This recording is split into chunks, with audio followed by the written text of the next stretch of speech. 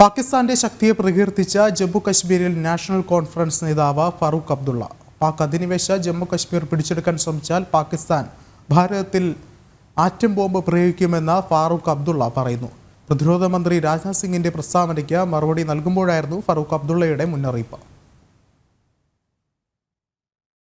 പാക് അധിനിവേശ ജമ്മു കാശ്മീർ പിടിച്ചെടുക്കാൻ ശ്രമിച്ചാൽ പാകിസ്ഥാൻ നോക്കി നിൽക്കില്ലെന്നും അവർ ഭാരതത്തിൽ ആറ്റം ബോംബ് പ്രയോഗിക്കുമെന്നുമാണ് ജമ്മു കശ്മീരിൽ നാഷണൽ കോൺഫറൻസ് നേതാവ് ഫാറൂഖ് അബ്ദുള്ളയുടെ പ്രതികരണം.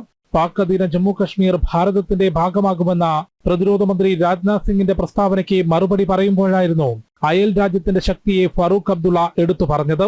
പ്രതിരോധ മന്ത്രി അങ്ങനെ പറയുന്നുണ്ടെങ്കിൽ മുൻപോട്ട് പോകണമെന്നും എന്നാൽ പാകിസ്ഥാൻ കയ്യിൽ വളകളിട്ട് നോക്കി നിൽക്കില്ലെന്നും അവർ ആണവ ശക്തിയാണെന്നുമായിരുന്നു ഫാറൂഖ് അബ്ദുള്ളയുടെ മുന്നറിയിപ്പ്. डिफेंस में सर कह रहे हैं तो करें, हम कौन से रोकने वाले हैं,